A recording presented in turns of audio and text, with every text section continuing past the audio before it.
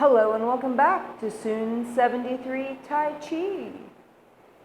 As we move on in today's lesson, number 31, Higher Horse. I'm sure you've already done a few warm-ups. If not, at least take a moment to bring your feet to shoulder width, stand up nice and tall, check posture, check your breath, and let everything else go. It's important to incorporate a little bit of stillness into our practice and to get in some warm-ups. But today's lesson, we will move on to getting oriented to our space, knowing where 12 o'clock is, right toe at 1:30, going around, left toe around 10:30. Relax with knees bent, breathing in and out of the nose.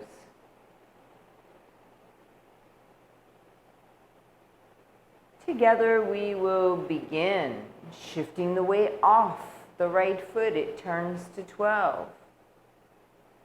Centering the weight again. The hands rise. They come closer together at lower dantian. They rise to middle dantian. And hold that space in our leisurely Tai Chi to the right.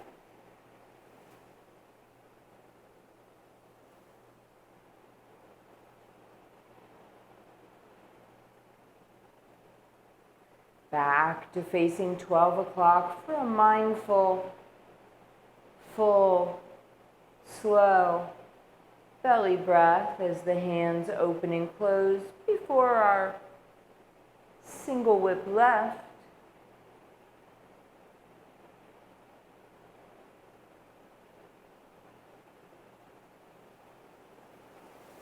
Right toes touching in front with right fingers down. Right palm pointing at 3 o'clock until it comes to the chest facing 12.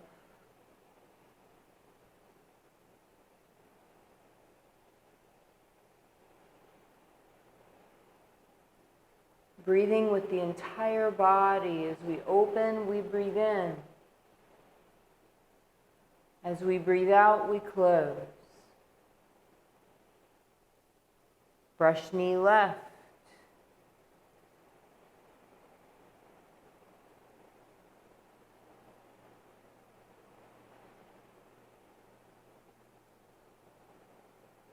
Playing the lute is an awful lot like Higher Horse.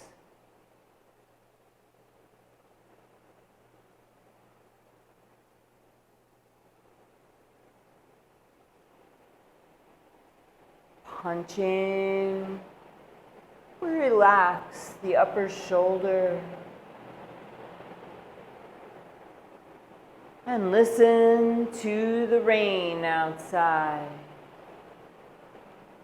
Turning the right toes back to 12 o'clock.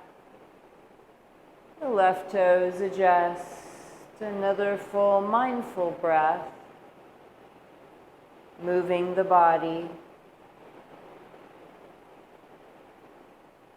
Brush knee right.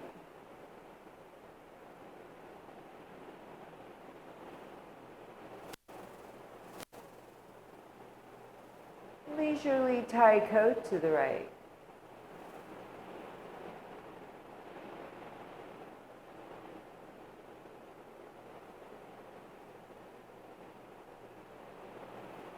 Even though these different movements have various names, there's no pause in between. There's no stop, no hesitation in our flow as we come into what's called open and close. But we take the time to fully exhale before our single whip back to the left.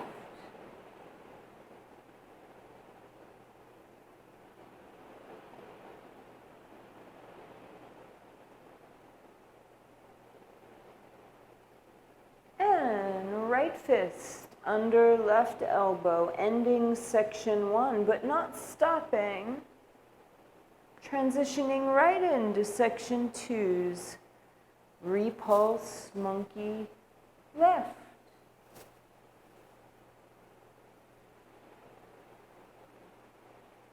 Repulse monkey right.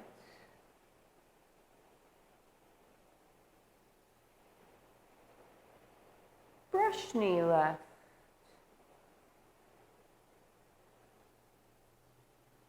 And leisurely tie coat. No pause in between the movements.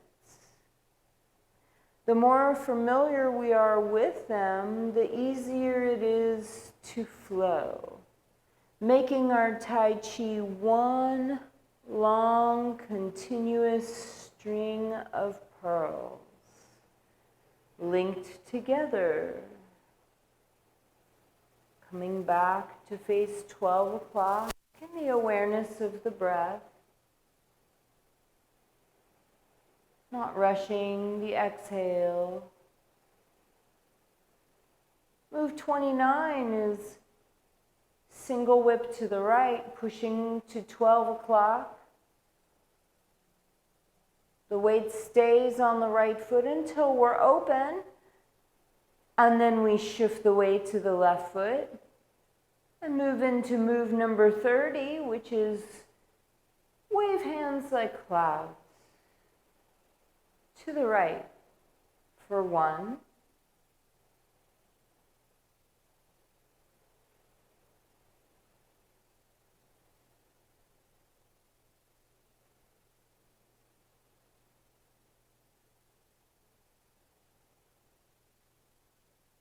2 waves to the right,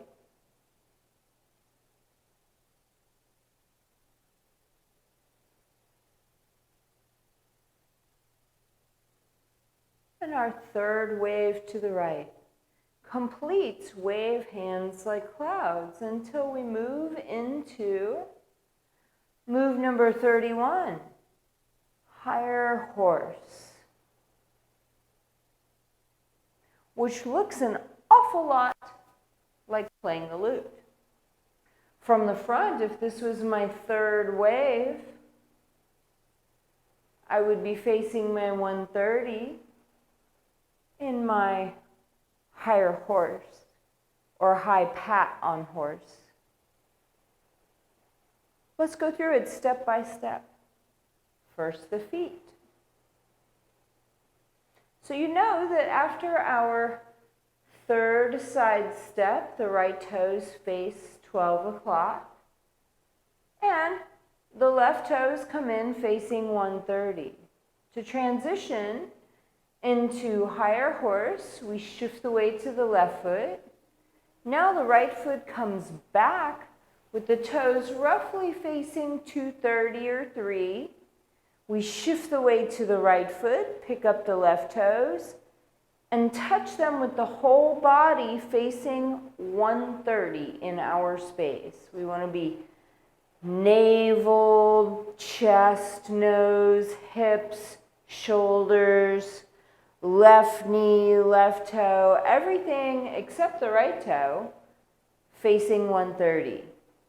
And that's all we're doing with our footwork. We have our 3rd step to the right toes face 12, the left toes face 130, then the left foot goes flat, we stand on the left foot, the right foot comes back, kind of like in our warm-ups where we place the ball of the foot, we feel the foot go flat, we shift the weight onto the right foot, pick up the left toes, and bring them in a little bit to touch on the bubbling well on the ball of the foot, with all of the weight on the right foot, which is roughly facing 233-ish.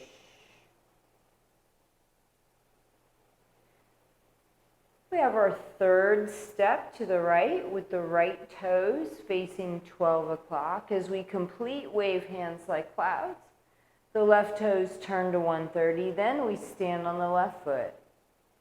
The right foot comes back, touching the ball of the foot, the whole foot's flat.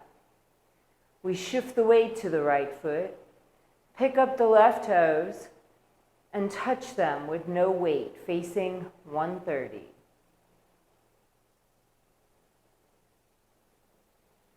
Mirror image, we would take our third step to the right, and then the left toes face 130. We shift the weight to the left foot. The right foot comes back with the right toes roughly facing 230. Shift the weight to the right foot, pick up the left toes, and touch them with the whole body facing our 130. If this was the mirror image, like looking in a mirror. Let's do it one more time with just the feet, and then we'll bring in the hands for higher horse. So you know that after our first two waves to the right, we take a third right side step. The right toes face 12 o'clock. We complete our third wave to the right. The left toes turn to face 130 or 2. We shift the weight to the left foot.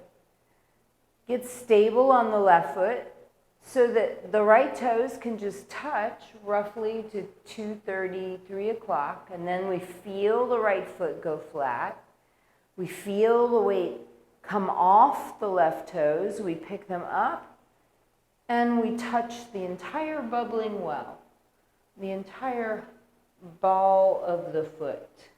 So we're touching not just tippy toe, but the whole ball of the foot, where the bubbling well would be, right there at the base of the ball of the foot would be where the bubbling well is. So we want to touch that whole thing to the ground. And sometimes when I do that, I'm seeing that at this angle, it's hard to see me do that. But sometimes when I do that, it looks like my heel is touching the ground when I'm just touching the bubbling well, if it's in a follow step. But ideally, the heel is off the ground. Let's go through it again and start bringing in the hands. So the right toes are facing 12 as we take our third right side step. We shift our weight, waving to the right. Then, as the left toes turn in, now the right palm turns inward, and the left palm turns inward as well. So that roughly the left palm is facing the right elbow.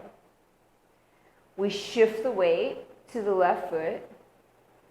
The right foot steps back. Once it's flat, we shift our weight back and change the hands so that now the right hand comes back to face the left elbow. As we touch the left toes, the hands come closer together so that now both fingers are roughly facing 130, but slightly up. From the front, it looks like this, with the hands right on the center line, right on guard. But notice that there's space between the arms. Nothing's collapsed in tight, right? Everything's open so that we can stand up and open. Ideally, at the end, the right palm is facing the left elbow.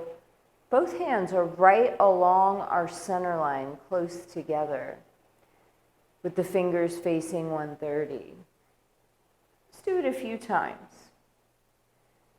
In our wave hands like clouds, we take our third right side step. We shift the weight and wave to the right. The left toes face 130. As they do, the right hand kind of falls out to 130 with the palm in. The left palm turns in. We shift the weight to the left foot. The right foot steps back. We feel it go flat. Shifting the weight to the right foot, now the hands change. The right hand comes back to the left elbow.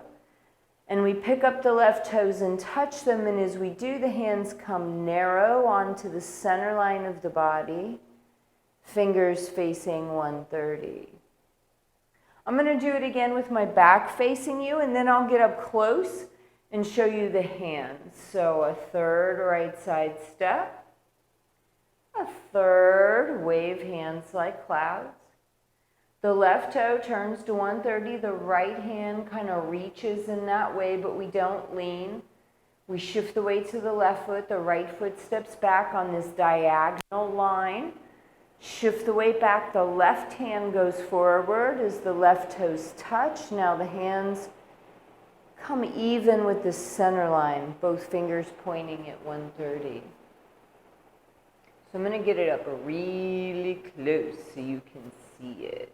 So I'm coming around to my 130. My left toes turn in. My right palm turns in. My left palm faces the elbow. I'm holding this space as I shift the weight back. The right foot goes back. Now the right hand comes back. The left hand goes forward. Touching the toes, the hands come closer together. So before, the hands were farther away, but as I'm touching the toes, then the hands are getting closer together. Make sense? Farther away at the beginning, and then closer together, touching toes. Hopefully that makes sense. Let's do it facing the angle we would normally, which would be our 130. Come far enough so you can see my feet. We're going to take our third right side step, shift the weight, wave hands like clouds to the right. The right hand kind of reaches or flops to 130, same as left toes. Both palms are facing in as we shift the weight. The right foot touches down. We feel it go flat. We shift the weight. The right hand comes back. The left toes touch.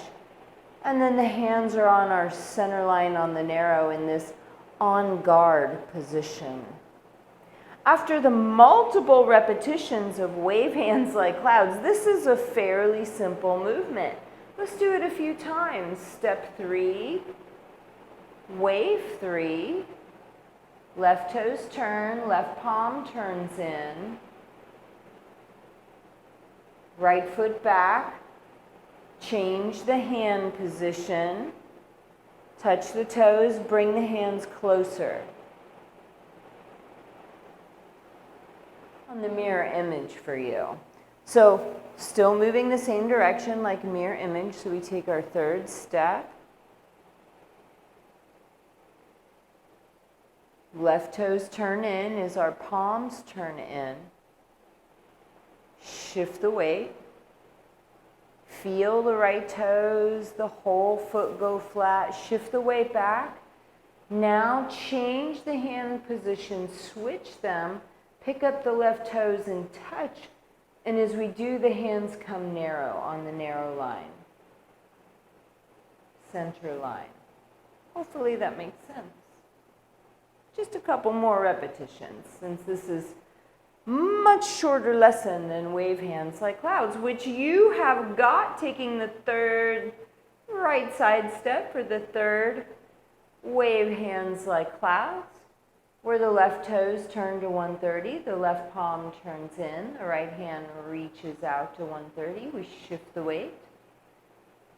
Feel the right foot go back, then feel the right foot take the weight as the hands change position. Left toes touch as fingers come on the narrow. Just like playing the lute, higher horse is about breaking an arm, more or less. If a fist was coming in, we could grab the fist, grab the wrist, pull them in, off balance, bring up the other hand, break the arm. That's the idea with that move. And in playing the lute, we're not stepping backwards and pulling backwards dramatically like we do in higher horse, where that would really throw someone off balance to do it that way. Let's practice it one more time, and then just because we can, we'll put the whole thing together in flow, taking the third right side step. I'm not going to say it because you've got your higher horse.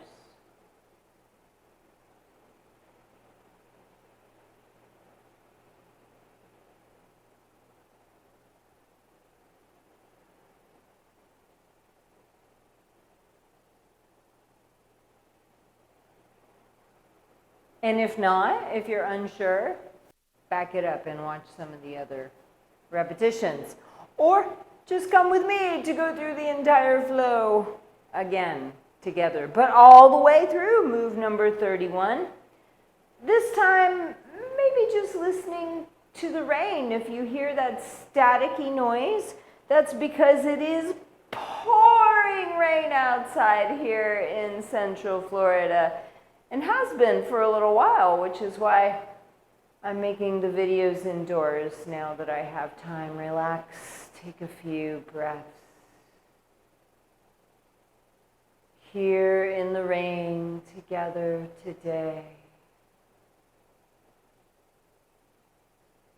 Let's begin.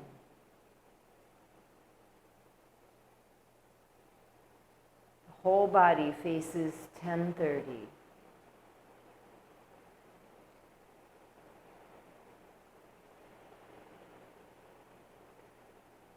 The hands come closer together, the width of the head. The hands come farther apart, the width of the shoulders. The right palm is completely open and flat to the sky. Until we close our leisurely Tai coat. Notice how you're breathing and where you are breathing from and how far that breath moves through your body.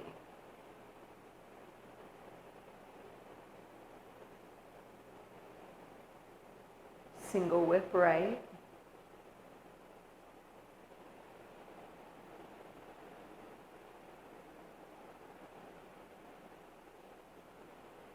Here as the right fingers point down, the right palm is facing 3 o'clock. The hand is below the navel at lower dantian before rising to middle dantian. You may notice as we continue on that the hands consistently come to powerful energy points, like here at the heart chakra or what we call middle dantian.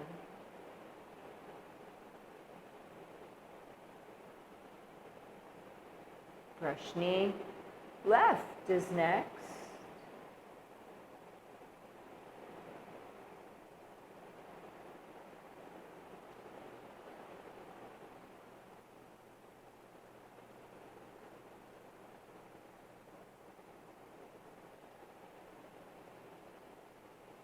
Playing the lute.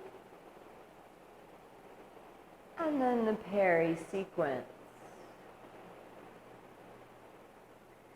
Make sure to keep space in between the feet with each step. Left toe points to 9 o'clock, as does the right fist in our punch.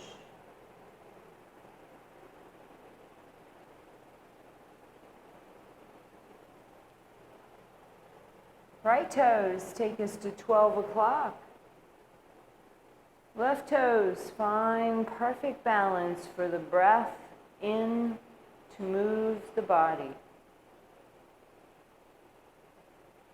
The breath out to let it come back to rest. Brush knee right with no pause. Just awareness of the breath. Leisurely Tai coat.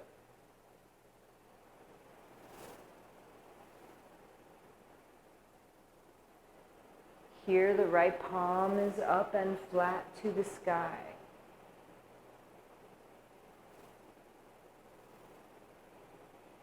Until we bend the elbow at the end for the uprooting push. We attempt to bring our feet each time into the perfect shoulder width position so that our full breath can move our entire body. Single whip back to the left.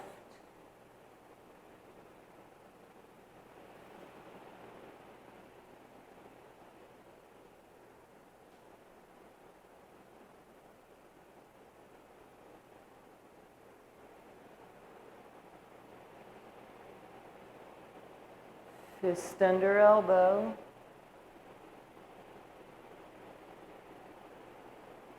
Repulse monkey, but there's no pause, no hesitation in our flow from one movement to the next.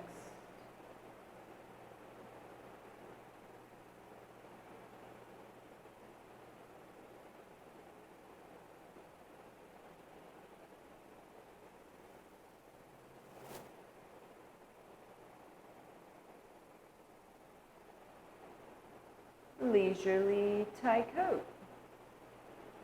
This time facing our left. Now the left palm faces flat and wide open to the sky.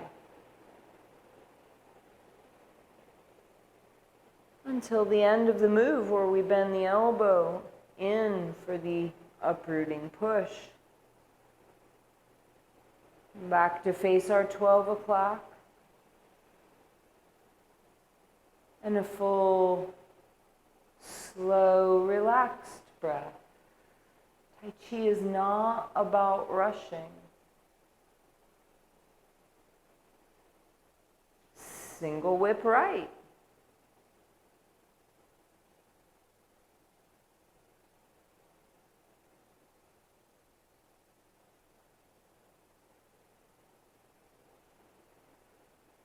Wave hands like clouds to the right. 3 times. There's one wave. Touch the toe, the heel goes down as the hands pass ideally. Then we shift the weight and turn. Second step, touch the bubbling well, the heel goes down as the hands pass. And then we shift the weight and turn for our second wave right. Touch the bubbling well, the heel goes down as the hands pass. And then we shift the weight and turn, staying upright and tall. Taking the third right side step. And our third wave. Moving into higher horse, left toes. Right fingers point to 130, shift the weight back, right foot back. Bring the right hand back, pick up left toes and touch them as hands come on the narrow, facing 130 with the whole body in an on-guard position. At this point, we just bring the feet back to shoulder width and lower the hands. Well done, well done. Good job. Next, moving into our toe kicks. That's right. We're going to be standing on one leg next. So if you haven't been doing the warm-ups, remember those warm-ups where you stand on one leg and you kick and punch? You might want to start that now. Those are about getting us ready for what we're doing in our Tai Chi form, because our next move, move number 32, is toe kick left. See you there.